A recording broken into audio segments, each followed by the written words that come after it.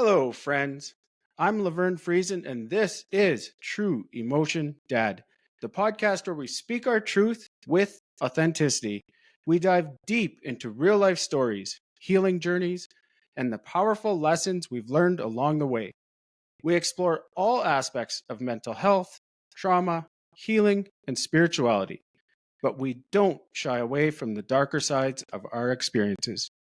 By sharing the raw, unfiltered truth, we aim to educate, inspire, and sometimes even offer a cautionary tale. I'm so glad you're joining me as we navigate this wild ride called life. Let's get into it. As always, I invite you to be gentle with yourself as you listen today. Some of the topics we discuss might activate emotions within you. As always, I'm excited for our guest today. Julia is a somatic trauma and nervous system coach for high achieving leaders who secretly feel like they're one unravel away from collapse. After healing 4 decades of her own trauma while raising 4 kids and running a business, she built the exact method she couldn't find, one that combines somatics, soul, energy, and survival pattern reprogramming. She helps high performers stop spiraling in silence, regulate without losing their edge, and finally feel safe in the success they've built. When she's not guiding deep transformations, she's a married mama of 4 who knows what it means to hold everything and still choose healing. Welcome, Julia. I'm so happy to have you here. Thank you. I'm really excited for our conversation and hearing our story. And I know a few energy or soul healers, and they all have one thing in common. I don't want to ruin it for anyone who might not have the same suspicion as me, but how did you become a healer? How did you get here? It was not something I grew up thinking that I would be. I had a lot of trauma growing up and just throughout my life. And a lot of things just kind of, when I started healing my own stuff, opened up for me that was like, this is why I'm meant to be here, is to help people. This was why I experienced everything I did, was to be able to use my experience to help others. And once I started doing that, the results have been amazing. The drive for me is just, it's just not ending because I just love it so much. And it just fills my cup. You talked about 4 decades worth of healing or 4 decades worth of your own trauma. Mm-hmm. Let's go back a little bit and let's talk about some of that trauma that you had the privilege, I guess, of healing from. Okay, so I grew up with a narcissistic mom, a codependent dad, and they were together they were married for 46 years before they ended up divorcing. And my mom was it was the physical abuse, it was the emotional abuse. I mean, it's the mental, all of it. And I did not recognize that that I would say she has narcissistic personality disorder. Of course, she'll never go and get diagnosed herself, or be honest enough to get an actual diagnosis. Yeah. And so I did not recognize that until I was in my late 30s. And it like rocked my world, because I realized how long I had been manipulated and all of the things, and just felt stupid. And why didn't I recognize it, and all of that. And then when I was a teenager, I had 2 sexual assaults, one when I was 15, one when I was 18.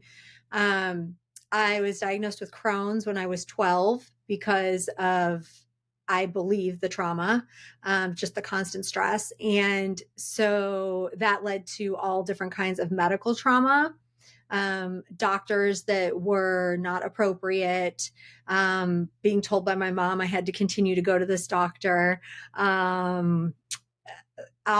just surgeries, all kinds of things, car accidents, birth trauma with my son. I mean, you name it, I probably had it in some form. And I was always told, oh, you're so strong. You're so strong. You're so strong. Like, how do you just get through everything? And when I got into my 40s, I was realizing that like I was having all of this anxiety and all of this depression and didn't feel right in my body. And I was like, where on earth is this coming from?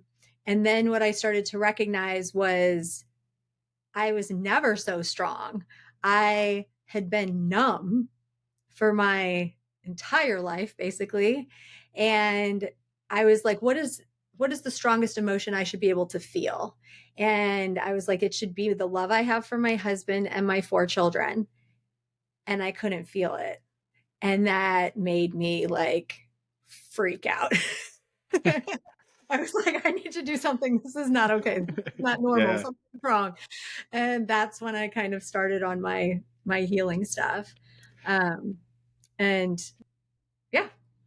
There is a lot of stuff there. I'm not going to let you get away with just glossing over some of that.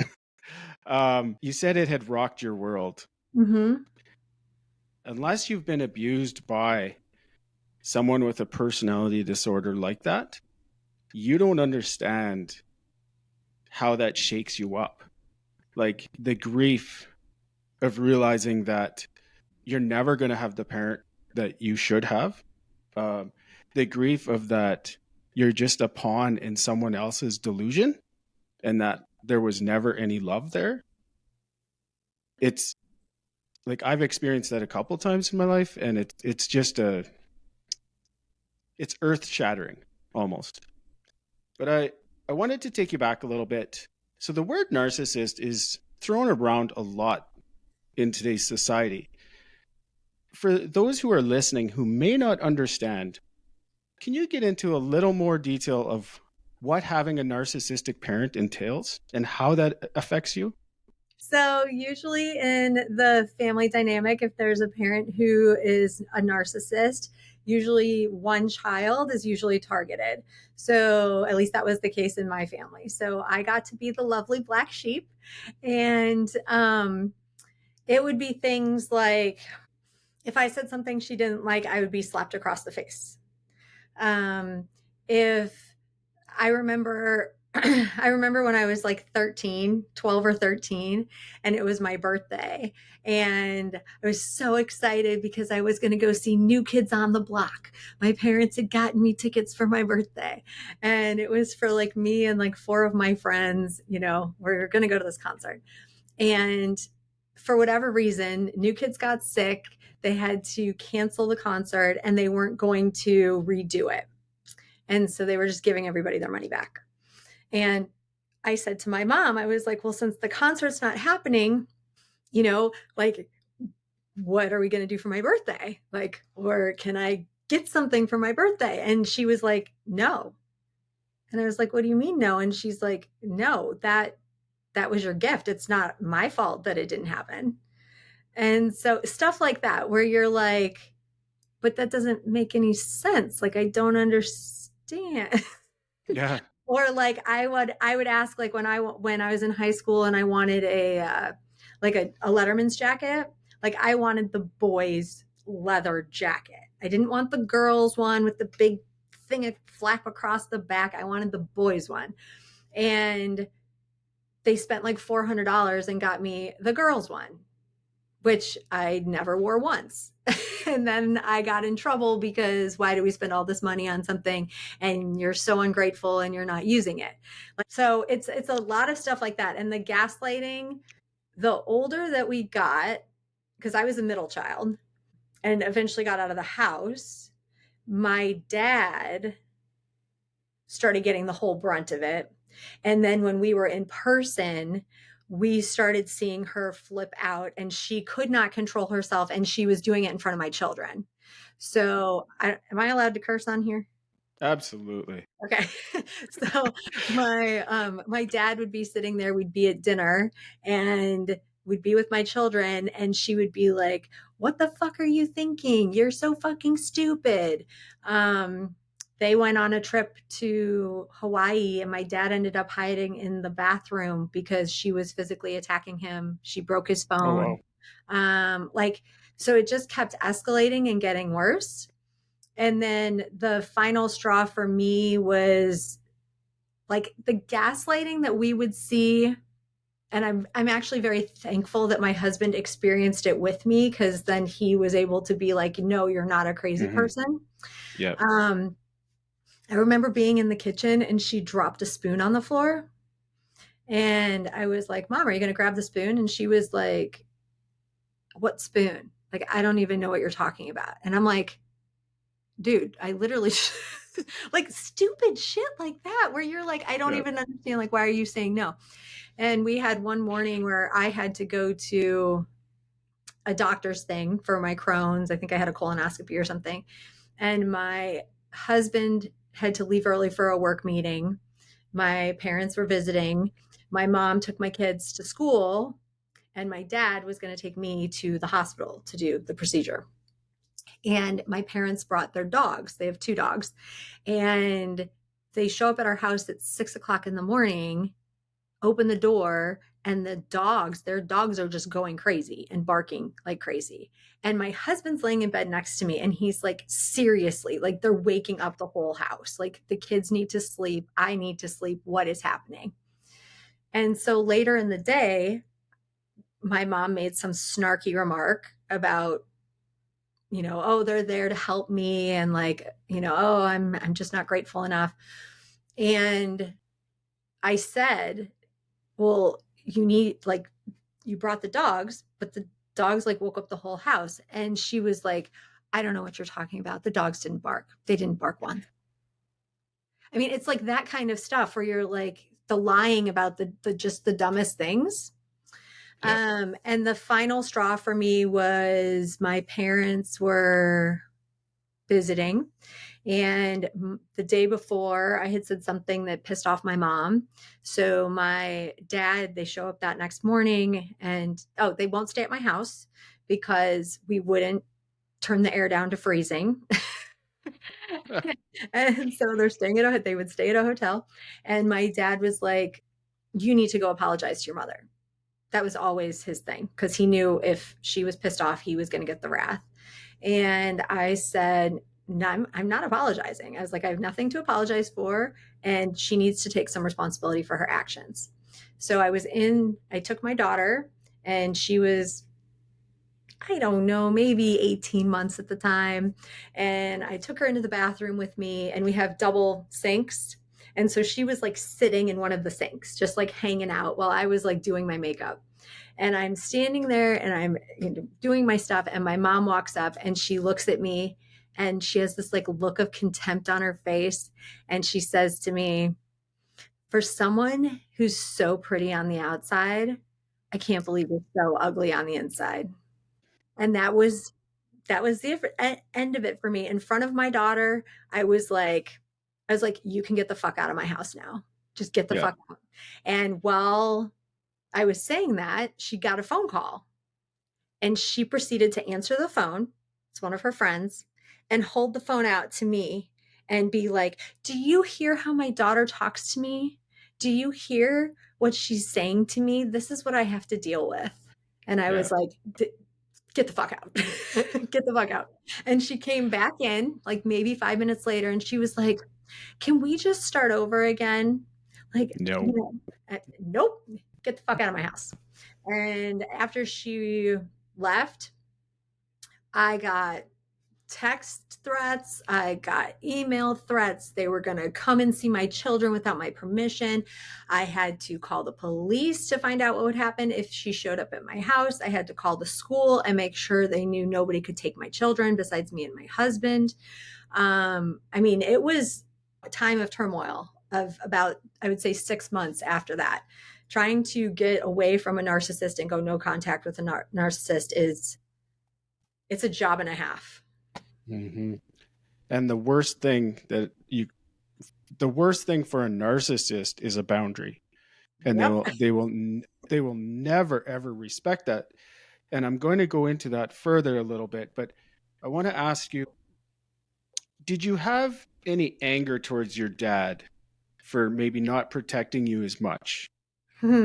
So it was always directed to my mom until I started healing. And when I started doing my healing stuff, I realized that I had a massive abandonment wound, because he was the adult. And anytime my mom was coming after me, he was hiding in his office downstairs in the house. Yeah. And and logically I can think, well, he didn't want the wrath. He didn't want to be attacked. So it's self-preservation. But at the same time, that left me out there by myself.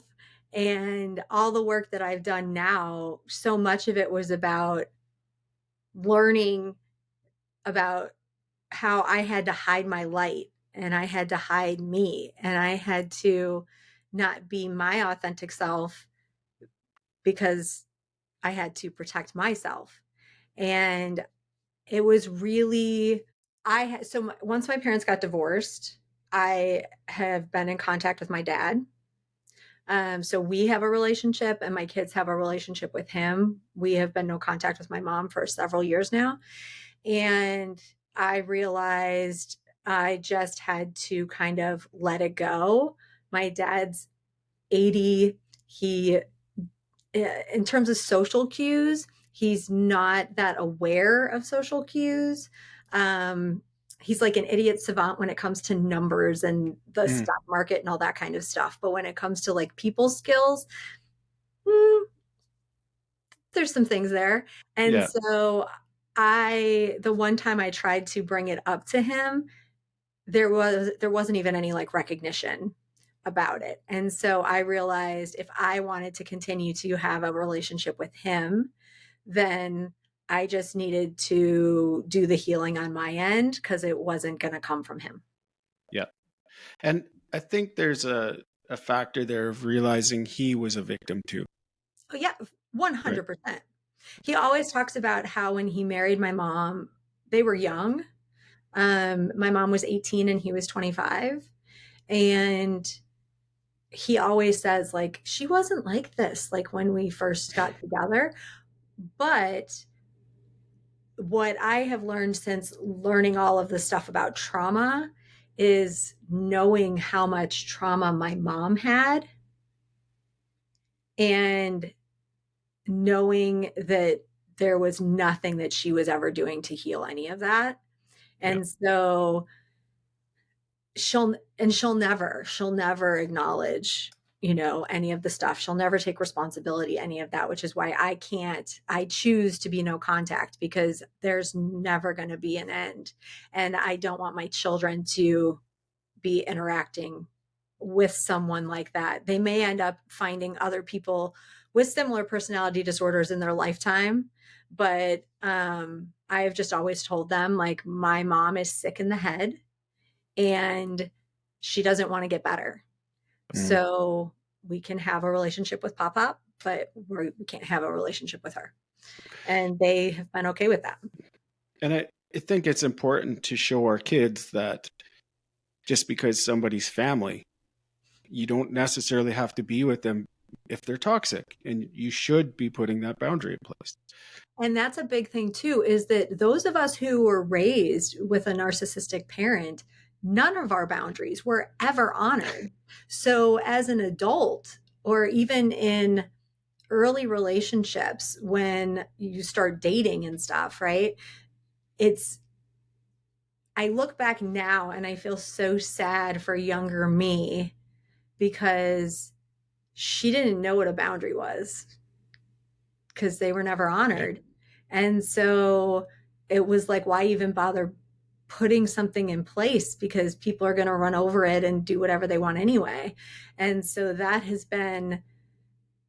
was something that's really, I have had to make sure that my kids know, like, they're allowed to have boundaries. They're allowed to enforce those. And it's okay to expect people to honor those, because those of us who grew up with a parent like that, we have no idea. And it's it's crazy trying to learn boundaries as an adult when you're Yeah, it is. navigating like an adult job and like Yeah. interacting with other people who grew up in healthy families. Yeah. You may seem like a hot mess because Yeah. you're learning all this stuff now. Yeah. I learned the concept of boundaries when I was 40. And I think it was harder for me because I was untangling myself from a very destructive relationship. And so that with somebody that didn't respect boundaries. And so trying to find my way. I wanted to get into that a little more because I know with my own experience, or I suspect with my own experience, the lack of boundaries or the lack of knowledge about boundaries and not being allowed to have boundaries as a kid with that type of parent and how that led up to my sexual abuse. As much as you're willing to share, how did boundaries affect you with your sexual assaults? So mine were both with people that I knew that I was one was the first one I was 15 and it was my first time. And the second I was 18 and it was a friend of mine who had been friends with benefits at Mm. college. And um it was more like I almost felt like my body and everything was saying no. And I I said no out of my mouth. I know for sure with the second one multiple times. With the first one, I said no once and it wasn't listened to. So then I froze. I, dissociated. Left my body. And afterwards, there were multiple things that were traumatic about that experience. One was that, obviously my body was violated. Two, it was like, who do I like? Who do I tell? Like my mom had always said, when you have sex, you need to let me know so we can get you on the pill and blah, blah, blah. And so I wasn't going to go to her and say I was raped. I went to her and I said, we were we were driving on the way to church. Oh. And I said, yeah, I have to tell you something. And I just said that I had sex. And she drove to a parking lot of a department store, locked me in the car with her for like 2 hours, told me how disappointed she was in me, how I was going to get all kinds of diseases, I was going to end up pregnant, all of these different things, how I immediately needed to get on the pill. And I said, I'm not like, this is not going to be a continuous thing. And she was like, it doesn't matter, you're getting on it anyway. So like, boundary there wasn't honored, wasn't listened to. I knew it wasn't going to happen again. And it was so much about the aftermath of that. And then when I was 18, it was multiple things with that too. One, I said no. Like me and this guy, we had been dating, we had been doing it, and then we had decided, okay, no, we're just going to be friends. And then one night we were hanging out as friends, and then we started kissing. And then the next thing I know, I'm like pinned down. Same thing, like left my body. And then I come to, and he's like crying. And he's like, oh, I never thought I would do that to anybody. And I'm like, that's screwing with me. Right. So then Yeah. I'm upset. I go back to my dorm, and the person who happened to be outside the dorm, I wasn't thinking, and she was an RA. So I told her what happened. And so she reported it to the school. And so the next day, when I'm like waking up and it's like a new day, I'm getting called down to the dean of the school, basically being told he's an RA, and if you really need to think about what you're saying and how this is going to affect him and his life. And so I lied. I was like, nothing happened. Nothing Oh, happened. fuck. And I then hate that. And then friends that I had told about it, one of them ended up dating him. Like, like I was like, my voice was not heard. I was shut down multiple ways. Boundaries in terms of like, how about my safety? How about asking if I was okay? How about asking what support I needed? Nobody cared about any of that. Everybody just cared about him. And so those two events happened so long ago, but they were the ones that continued to pop up in flashbacks. Those were the ones that I would watch something on TV and it would come back. Those were the things that like I would keep remembering. And I'm like, why is it that I can't get over this? And I think it's because it was like multiple traumatic things, you know? And everything afterwards is more trauma. Like, Yeah. I fucking hate that for you. My last episode, I had a conversation with Angel, who's been working in the sexual abuse field for 47 years. And we talked about the myths of sexual assault and the stigma and the shame. But she said that the most important thing to do is to believe the victim.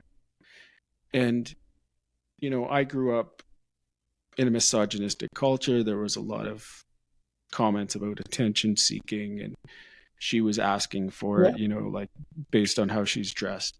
And I don't want to sidetrack this, but there's so much work to be done.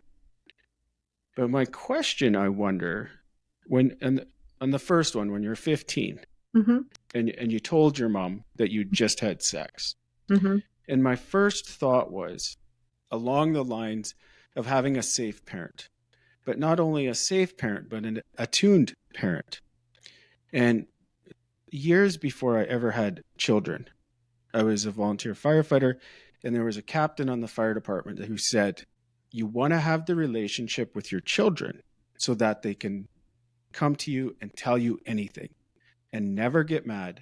Just receive what they're telling you.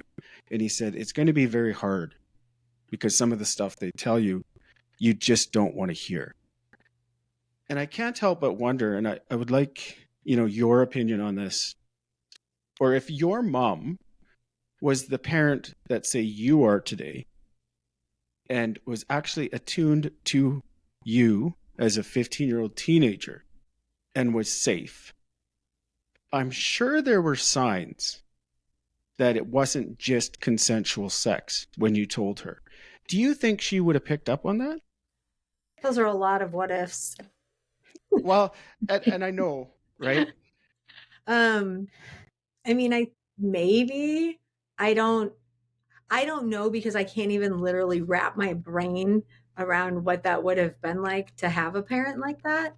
Um, I will say what's kind of interesting is so I was a teacher for 10 years and then I became a women's sexual health advocate and educator. And then I was a sex and intimacy coach for 9 years. So I was helping people with relationships and all of that.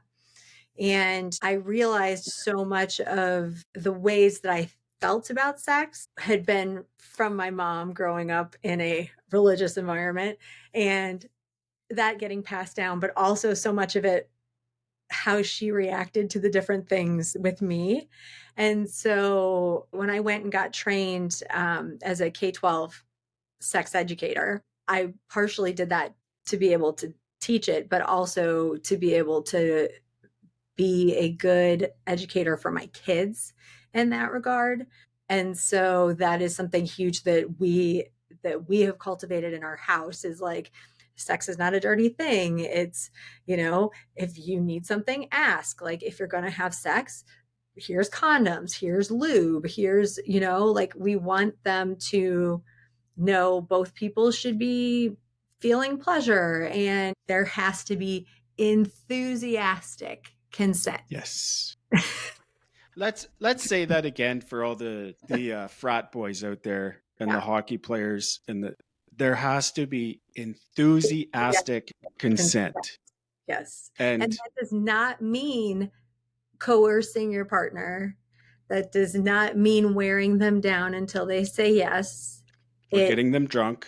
Yes, it means they are like, heck yeah, I want to do this. Let's go. Maybe they're initiating, like whatever it is, but enthusiastic consent. Yes, I love that so much. And that's not something I was ever taught. Nobody was ever, yeah.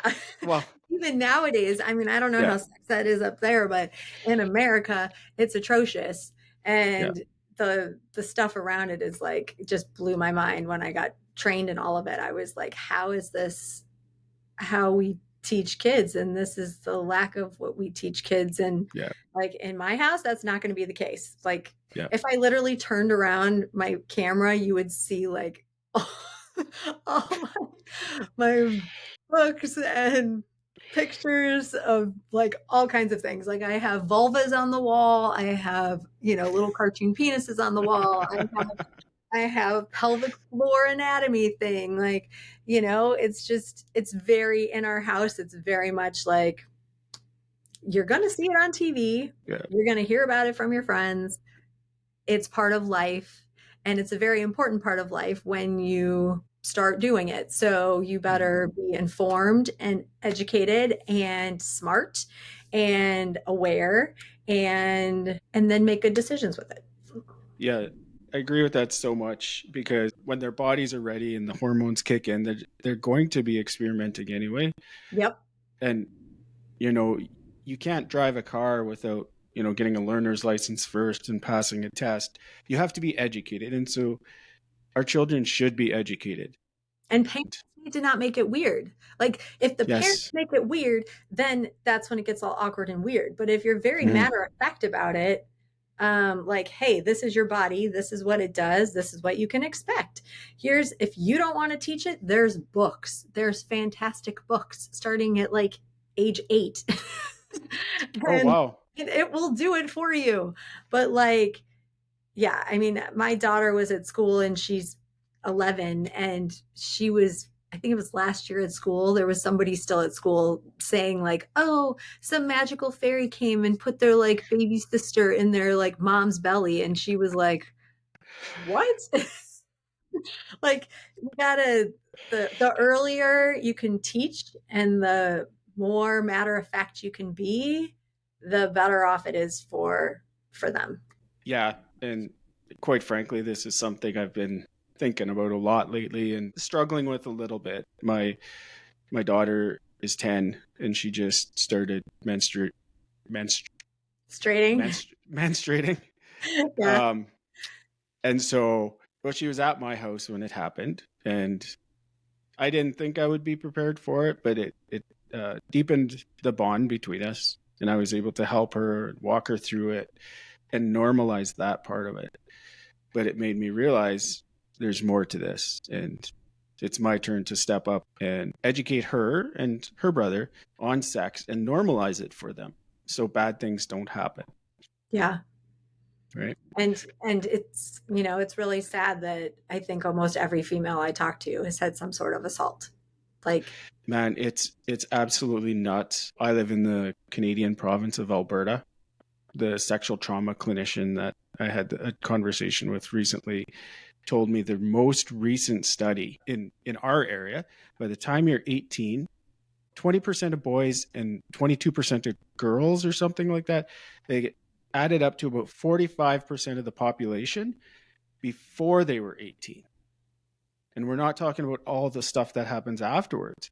Yep. And that's kind of where I wanted to segue into next, because the reason we're not talking about it is there's so much shame involved around sexual assault. But there's so much shame, especially in some cultures, in maybe strict religion, fundamentalist religion, there's a lot of shame around sex.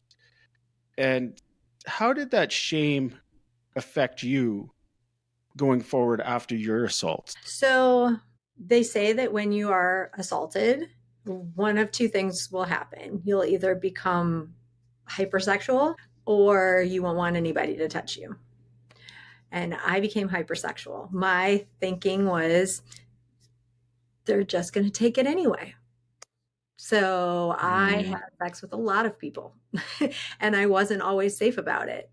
And I look back on teenage me now and I'm like, oh gosh, like I just want to like shake her and be like, protect yourself, protect your body. Um, and I had to forgive younger me for that being her trauma response. I mean, Mhm. she what I well, and it okay. So it all ties back to my mom because when you are raised with a narcissistic parent who does not have the ability to love you, you're always looking for that love. Yes. And you are willing to, well, and if you have no boundaries because you've never been taught boundaries, Yeah. um, the lines keep getting pushed further and further that you're comfortable with. And so what I found was I would do a lot of things and then regret them after. Mm.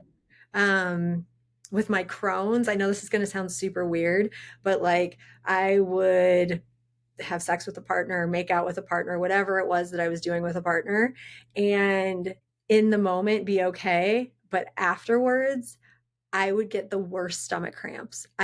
My body would just be like, oh, okay, yeah, no, like that wasn't right.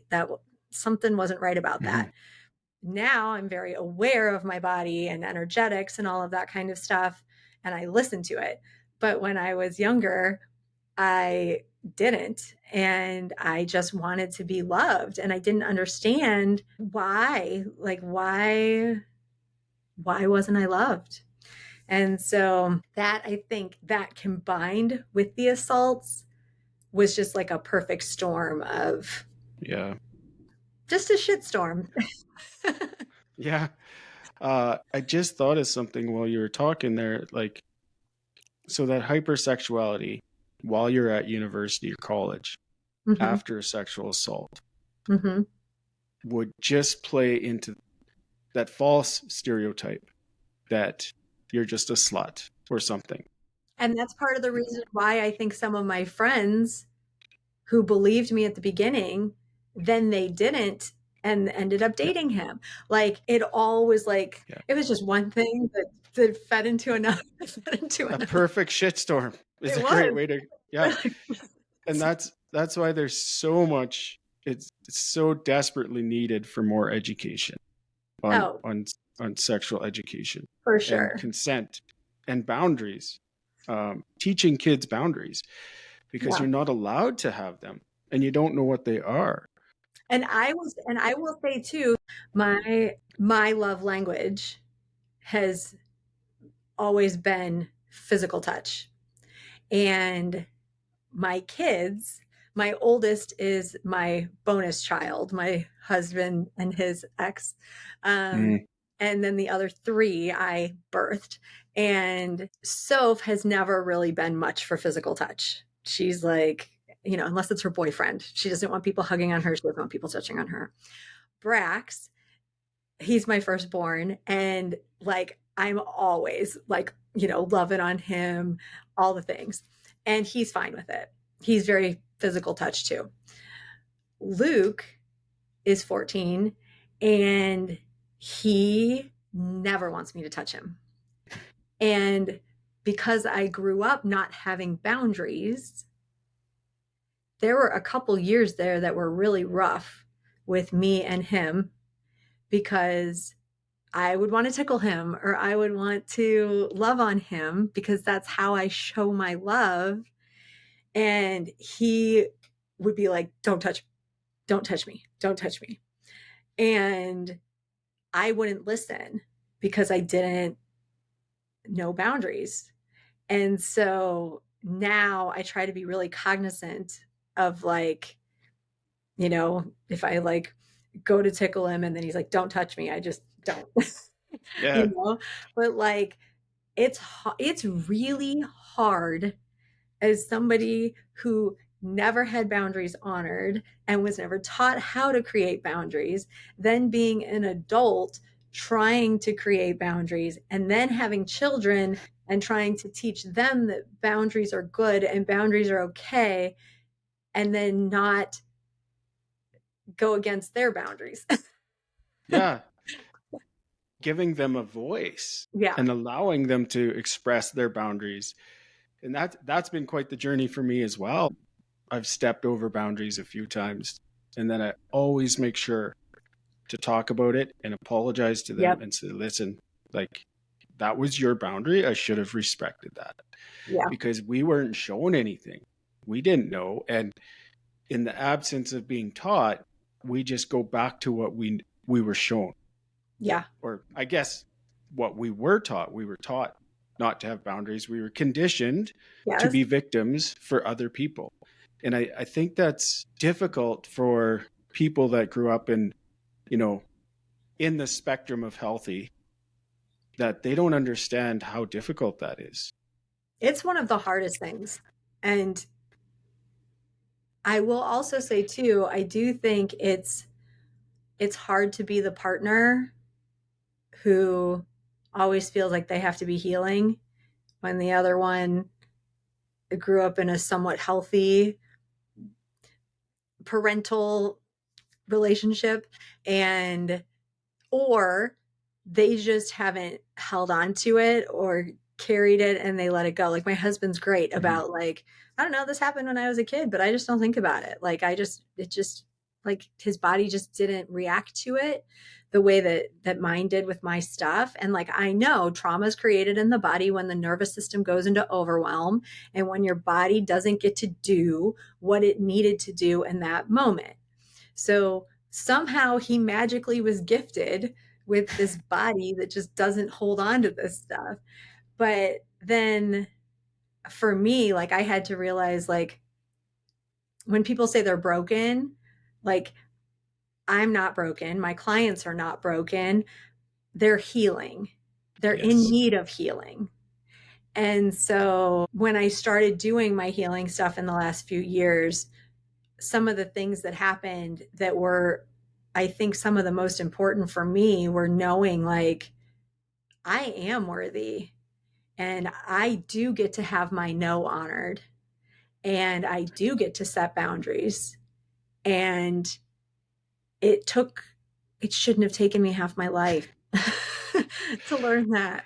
And so that's why I'm like, people come work with me. I can help you so you're not 47, Yeah. 46 and, Yeah. in the same state that I was. You can do this. You can feel Yeah. better. I have that same thought sometimes, or quite a bit too. And I want to transition into what you're doing now and more of your healing journey. But I just wanted to touch on relationships a little bit. And you sound like you're very happily married right now, but I'm pretty sure this probably wasn't your first kick at the can. How did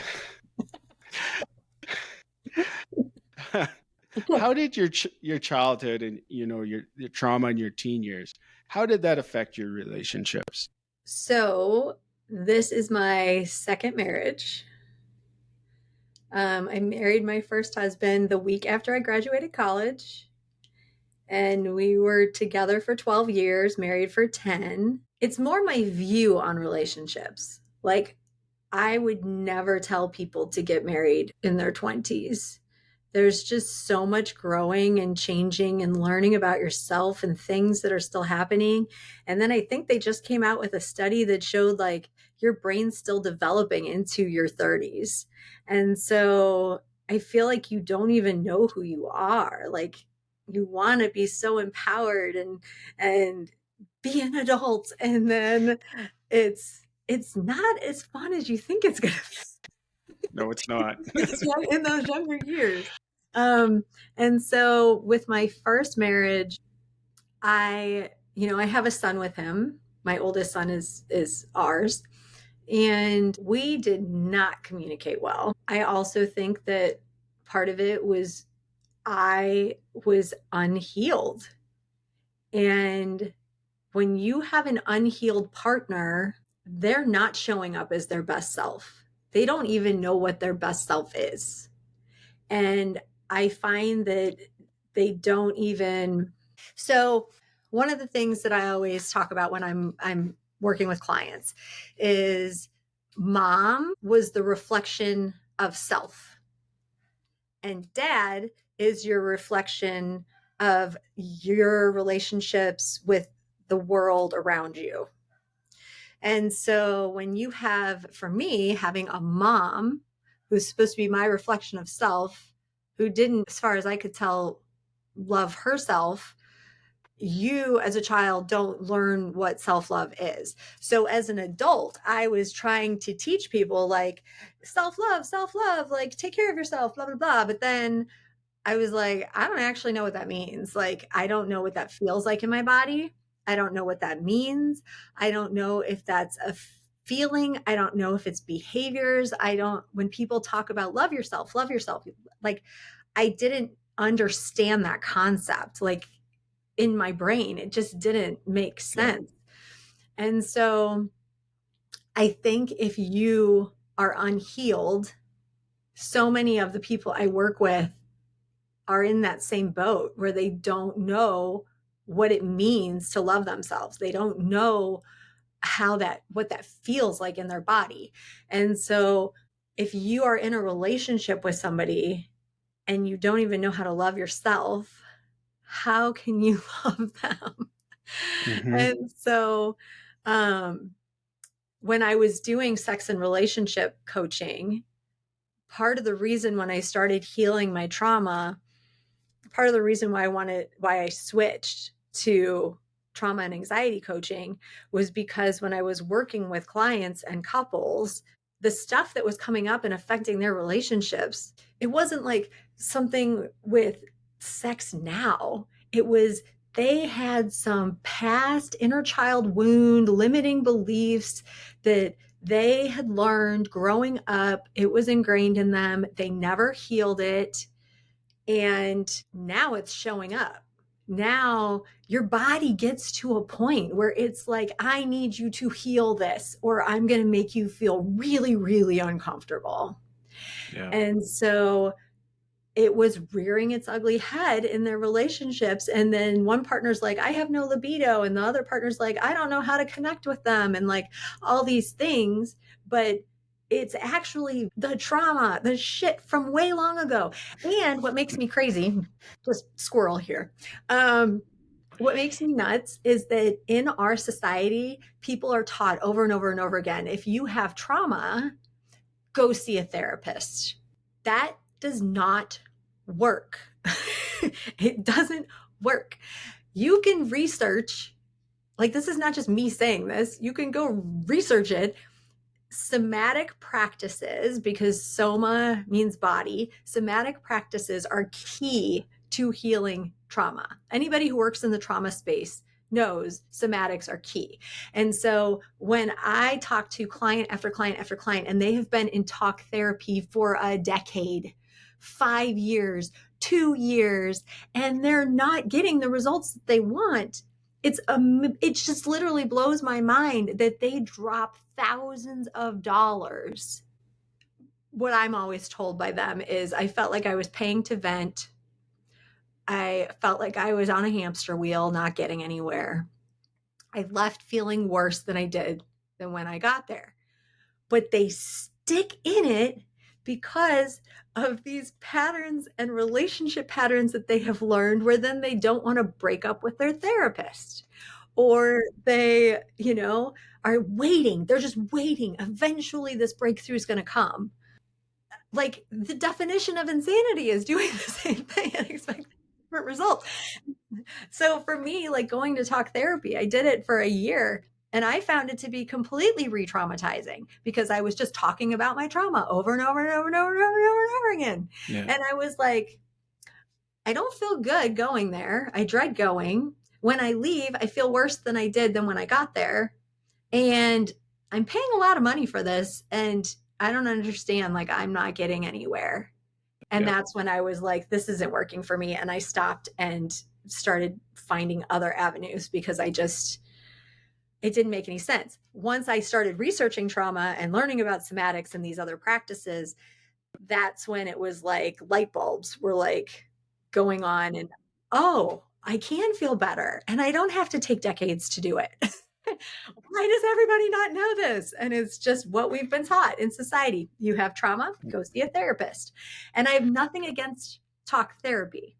I think it should be done in tangent with somatics, because otherwise it's the hamster wheel, because you're not clearing anything out of the body to do the deeper work. And so I had my first therapist I ever went to didn't do anything. There was nothing there, no relationship. It was useless.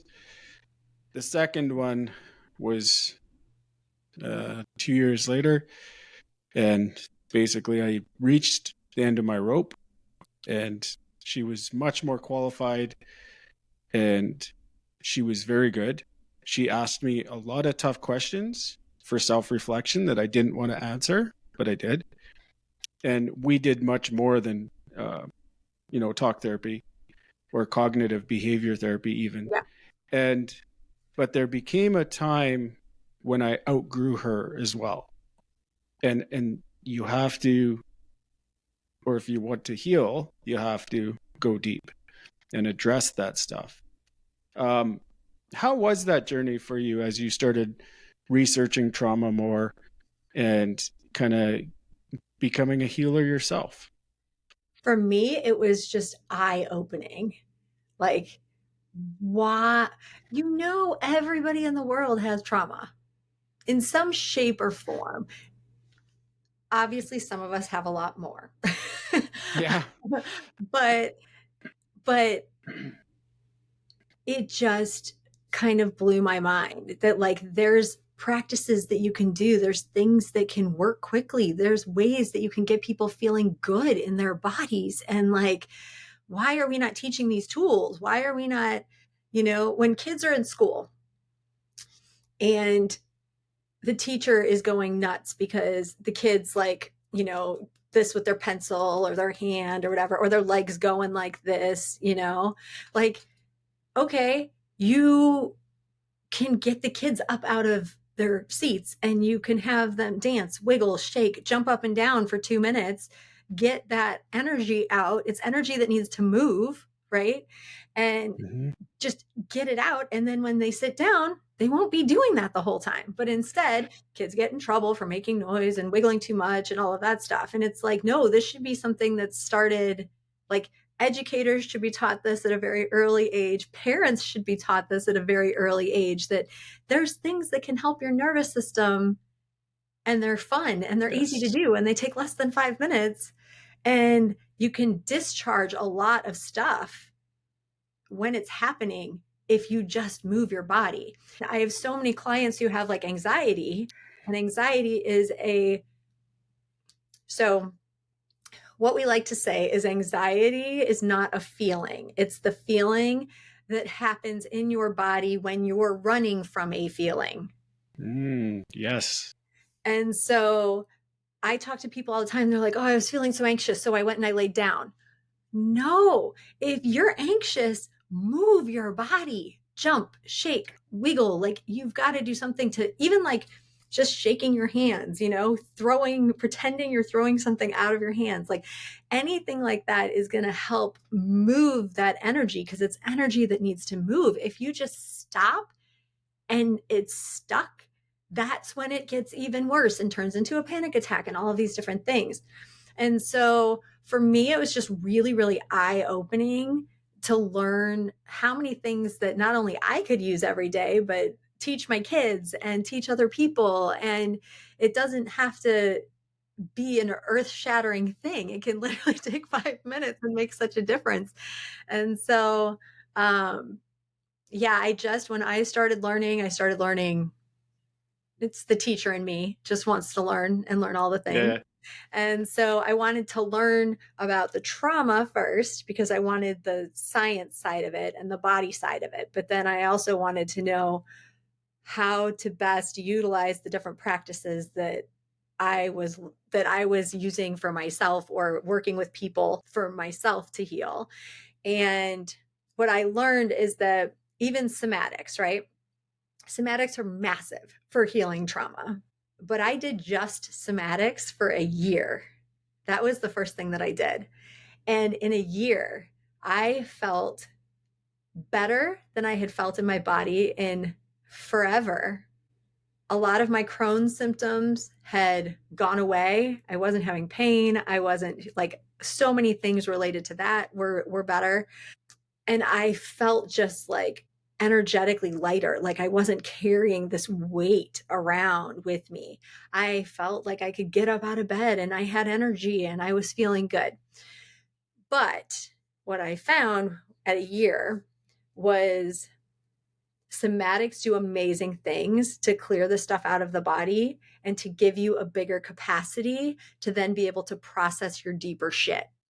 Mm-hmm. So my body felt great, but then all of a sudden stuff I hadn't thought about in a really long time started coming up. And I was like, ooh, why is that? Like, I don't understand. Where's that coming from? And it's like, oh, well, your body has space now. It's processed through all this other stuff. It's cleared all this other stuff out. So now it's like, oh, you can work on me. Yeah.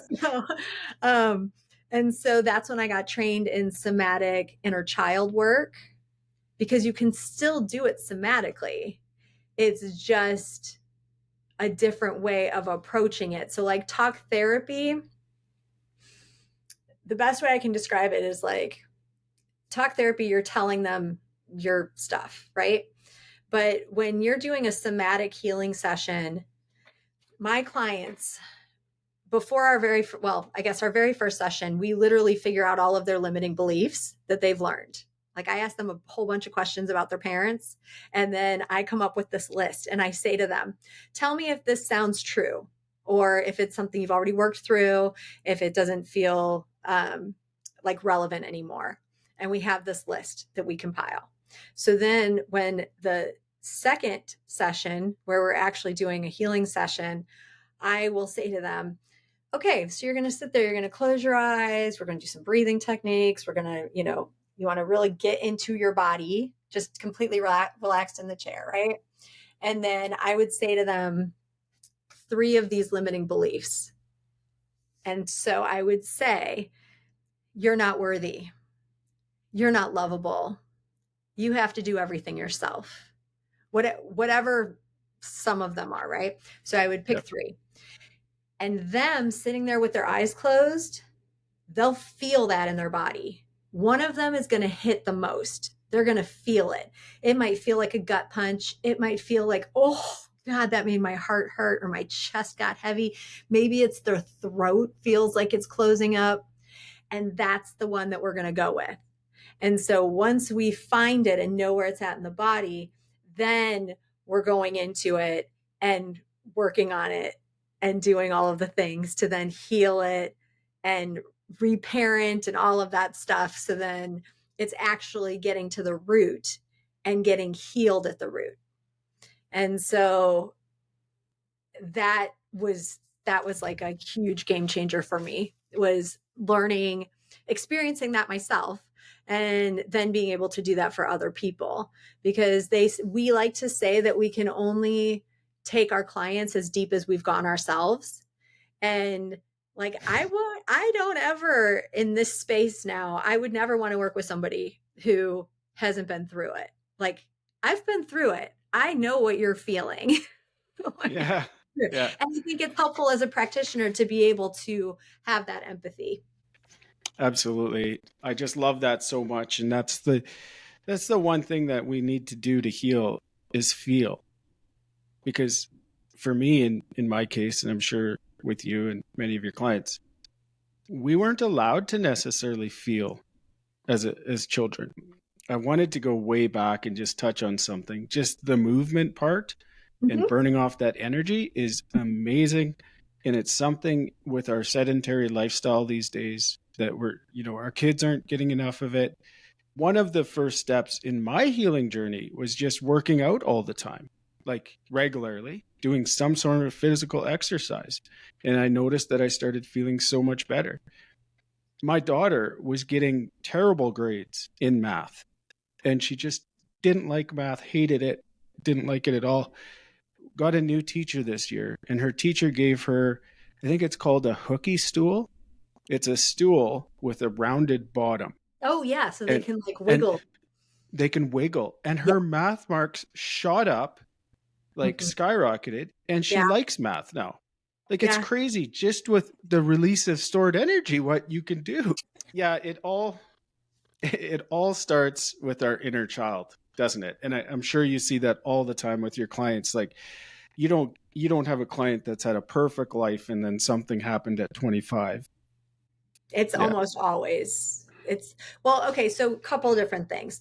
The survival patterns are created before the age of 7, and Hmm. everybody has them. So I always let my clients know this is not about vilifying your parents. We go in with the assumption that your parents did the best that they knew how to do. They knew how to do. There's no parenting handbook, you know? Hmm. And so we assume good intentions. But if you were a child and you were the first child of the family and your parents are new parents and you're hungry and you're crying and they think you need to be changed, like your need was not met quickly. And so Yeah. that can lead to these different survival patterns. And so the survival patterns, if you don't learn those as an adult, what I find nowadays, which is very interesting, is when I interact with adults, I can tell pretty quickly which of the 5 patterns they are. And I can tell if they are living in their pattern. And if Mhm. they're living in their pattern, they're reacting to everything that you're saying from the past and from emotions, and they're not staying present and being able to react logically. And so that is something that is huge, especially for how adults communicate. Once you learn those, it's like the key to like opening everything up, and like it's like this magical little key you have to like Yeah. I to, don't to working with people, you know. I don't know that I've ever heard of the survival patterns like that. Can you tell us really quickly what they are? Sure. So the first one's leaving. So think about this from when you are upset or overwhelmed. Which Okay. of these 5 you do? Okay. So when you're upset or overwhelmed, do you leave? Do you physically leave the room, check out, space out, just go off into la la land? Okay. The second one is merging, which is people pleasing. So your needs didn't get met, so you put your needs on others and then meet those needs because that makes you feel good. Um, Enduring is the person who's usually always told that they're strong and everybody wants to go to for support, and they take it all in and take it all in and take it all in, and then eventually they blow. So usually when they blow, people are like, I don't understand. Like I just said like the smallest thing to them and this person just flipped out. Well, it's because they've been holding it in, holding it in, holding it all in, and then um rigid is there is no gray. Yeah. Black or white. That's it. This is the way it is. They're usually always on time. They're very organized. The way that I found so I run leaving is my primary, and then my secondary is rigid. And the way that I found out my Mhm. secondary was rigid is because one of the key things that rigid people do is when you get upset or overwhelmed, you almost go into this altered state and start rage cleaning, organizing. And like my husband always jokes with me that like he needs to get me mad more often because then the house will be cleaner. Because I'll just start Yeah. organizing things. I don't even realize I'm doing it. But it's that need to, when you were a kid, you felt out of control. And it's the fastest way that you can feel in control is manipulating your environment. Would that be someone that overworks a lot too? It can be. Yeah. Yeah. And Overworking can also be people pleasing. You don't want to let your boss down. Oh, they gave you this extra thing. And so, I mean, there's a few that can play into that overworking. The last one is aggressive. So these are the people who felt like they had zero power when they were a child. And so now when they get upset or overwhelmed, they try and make themselves bigger. Their energy gets really big, and it's very much like an out energy. Like you feel like this person is like coming for you. They may be cursing. They may purposely try and pick the most harmful thing that they can say to you. They may be yelling, screaming, all of it. But then afterwards, there's a ton of shame. They feel bad about what they said. They don't want to show up like that. This isn't how they want to be in a relationship. They just don't know how to be any different. And so when with all the stuff that's going on in the world now, so many people are showing up in these survival patterns because they're feeling overwhelmed, they're feeling stressed out. And so trying to communicate with people in that state just does not work. Yeah. And that's fascinating. I am definitely going down a rabbit hole on those because I see them all around me. I didn't realize those were necessarily survival patterns. Mine would be merging with, for a time, enduring, I would say. Man, we're going to get carried away. So much gold here to talk about. You can always have me on again. It's fine.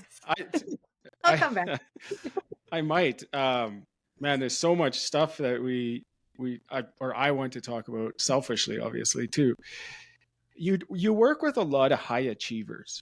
Mm-hmm. What are some of the patterns that you see in those high achievers? So I was a high achiever, and that's part of the reason why I love working with the high achievers, is because I think everybody tells you when you're healing, you need to slow down. And as a high achiever, I don't want to slow down. I like my business. I want to work. I want to do things. And so I feel like there's a lot of high achievers who would want to heal if they recognize that they didn't have to do it by slowing down. So a lot of the things that I tend to see are can't relax, can't be present with loved ones. So like they get home and then they are either zoning out on their phone, watching TV. If their kids are talking to them, they're just so overstimulated because their nervous system is dysregulated. And so you come home and then it feels like the lights are on too bright, the sounds are too loud, you're like touched out when you haven't even like touched anybody. And then who's having sex when you're like, don't touch me? Because their nervous system is shot, And so I find that a lot of them have a really good facade for work where everybody's like, oh my gosh, they're amazing. They do everything. Like, oh, I don't know how they do it.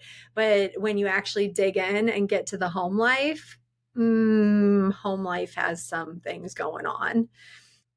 Also at work, they may tend to not be able to delegate. Yeah. Micromanaging. Yes. Yeah. Yes. They don't know how to, if they're in their survival pattern, they're not communicating the best with the people around them. Another big thing is sleep. A lot of people have sleep issues, and that could be things like, one, they're not sleeping enough, or they like go to sleep and they can't stay asleep. Other things can be, I just did a reel on this, which is having to go to sleep with noise. That's actually a trauma response. Really? Yeah. That was me for years. Yeah. And it's how I am now, because we have dogs and kids, and I want to go to sleep and I want to listen to rain. Yeah. I listen to Interesting. rain. But people who like, go to bed and then they're like, it's the podcast. They're going to listen to this as they're going to bed. They're going to plan for this. It's the belief around that is that when your brain has nothing to focus on, then you just have the silence, and the silence leads to remembering, and remembering doesn't feel good because there's a lot of shit there that you haven't healed yet and you haven't dealt with yet. But now, oh, it's quiet and you're relaxed. So now I'm going to spring it on you. And so we distract ourselves with all of these other things. And so Absolutely. those are like the main things that I find. And I shouldn't say better because that's my opinion, but there is a different way that you can live where you can still be a high performer. You can still do all the things you love. But when you're with your family, you don't have to feel guilt because I don't even want to say slow down.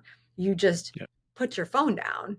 You can, when you're not in a constant state of fight or flight, your brain works so much better. So the things that it's taking you hours to do right now, if your brain was actually working at the capacity it could work at because it didn't have all this trauma and stress it was dealing with, you'd be able to get that stuff done in like an hour. And then what does that do for your time and your clarity and your focus and all of that? And so a lot of people don't recognize that. And so they're just stuck in go, go, go, hustle, hustle, hustle. And eventually your body's going to say, fuck you. And then you burn out. It's going to say you have to take a rest when you could be doing other things so you don't ever get to that point. It's crazy. I see so many of that in, an older version of myself or a past version of myself. And it's interesting about the high achievers because in my career, I knew and I worked with 6 guys that all died from suicide. And they were all high achievers until they weren't.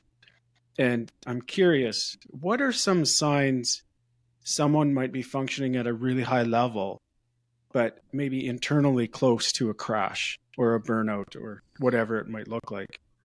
I think your body will force you to take breaks when you're on the edge. So if you sit down and all of a sudden you just crash and you realize, like, you wake up an hour later and you're like, shit, like I didn't mean to take a nap. I think constant anxiety, depression. So the way I describe this to people, if you picture, when your kids are learning to write and they've got the 2 lines and then they've got the dotted line in the middle. Okay, so if you picture the 2 lines and you say this is your window of tolerance of your nervous system, and the dotted line in the middle, this is like peace.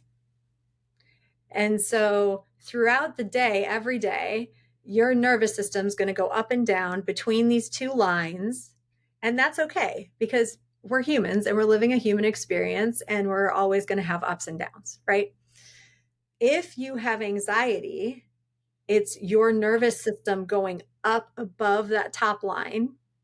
And if you have depression, it's your system going down below the bottom line. And if you have anxiety and depression throughout the day, your system is all over the place, right? You're just up and down all over. And so, of course, it doesn't feel good to be in your body, right? And so nervous system regulation, that's like one of the biggest things that I think people need to learn and know how to do, because instead people want quick fixes. So then they go to the psychiatrist and then they get put on SSRIs and all these medications. And I'm not saying I'm against meds because I have taken them, but I feel like a lot of people don't do the research and don't know the full effects of being on those. And so those mess with the chemicals in your brain and they affect big parts of your body. Like the number one side effect of SSRIs is it kills your libido and it kills your orgasm. Those are like super important things to life. Like Yeah. Yeah. You kind of need 100%. both. Like, but people are like, I would rather not have anxiety. I would rather not have depression. It's fine if I don't get off. And I'm like, well, there's really good hormones that come out when you orgasm, you know? Yeah. And so, and people don't realize that it's not so easy to just, you get on this pill, you can't just stop it. Like I was on an SSRI for migraines and I wanted off.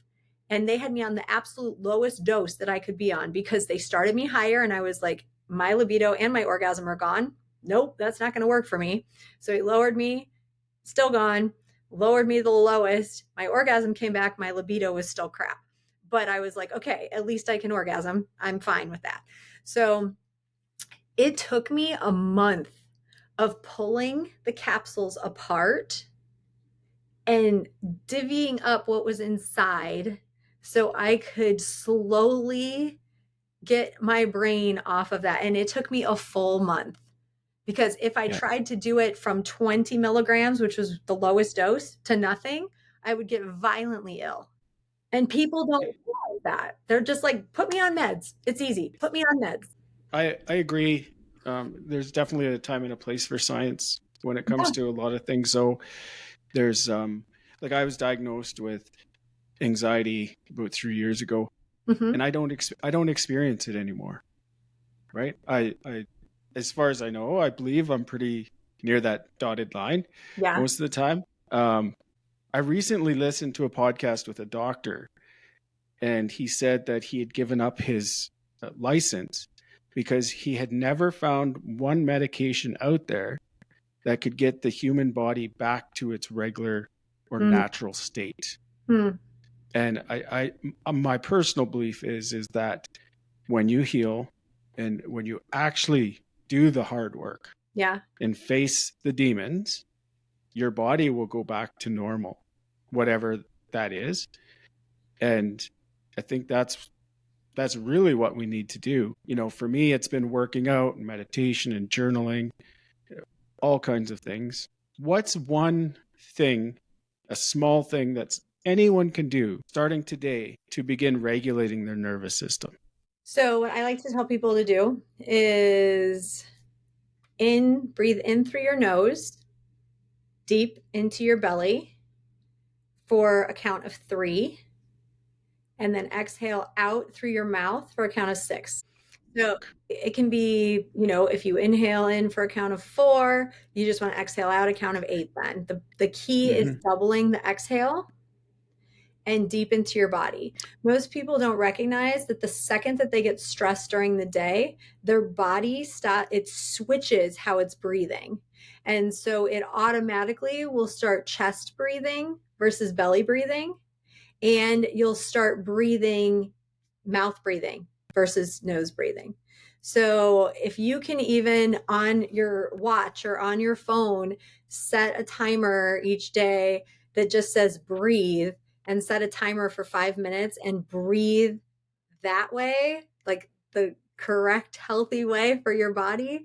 The doubling on the exhale is going to naturally calm your nervous system down.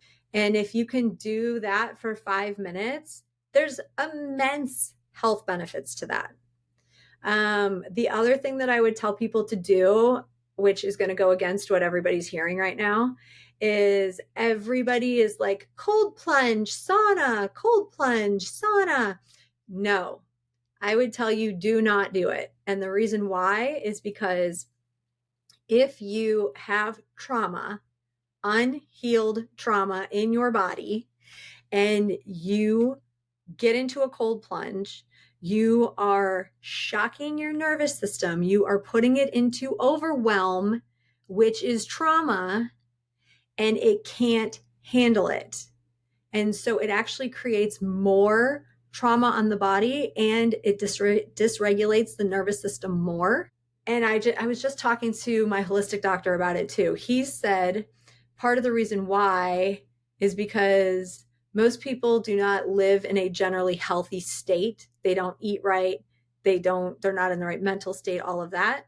And he said, so when you do something like a cold plunge, there's these cold proteins that have to kick in your body to help regulate your temperature. Same with heat. There's hot proteins that kick in. And if you are not in a generally good, healthy state, those proteins can't kick in. And so it can't do what it needs to do. And so a lot of people are jumping on this cold plunge train and this sauna train. They're like, yeah, I'm just going to fix my system in like 2 minutes and it's fine. And no, you're probably fucking it up. And so I don't do it. I'll do cool water in the shower gradually from hot, but there's actually a lot of benefits that have been shown that if you do have a dysregulated nervous system, to actually do warm water. That actually makes a lot of sense.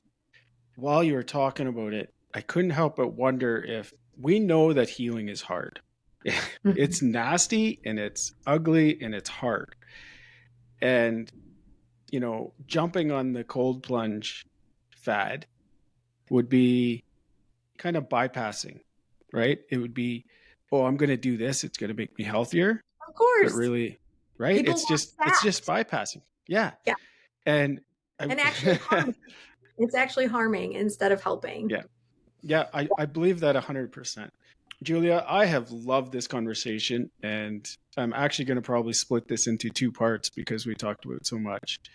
But thank you so much for coming today. Thank you for sharing your experiences and your wisdom with us. Where can people follow you on social media, or where can they find out more about you? So on Instagram, my handle is Heal with Julia. And then my website, which has my link to Facebook and all that stuff, is just healwithjulia.com. Awesome. I hope people track you down. You have so much wisdom, and there's so many different topics that you're knowledgeable on that I wanted to chase down all these rabbit holes. I'll come back. Just have me back. Yes, definitely.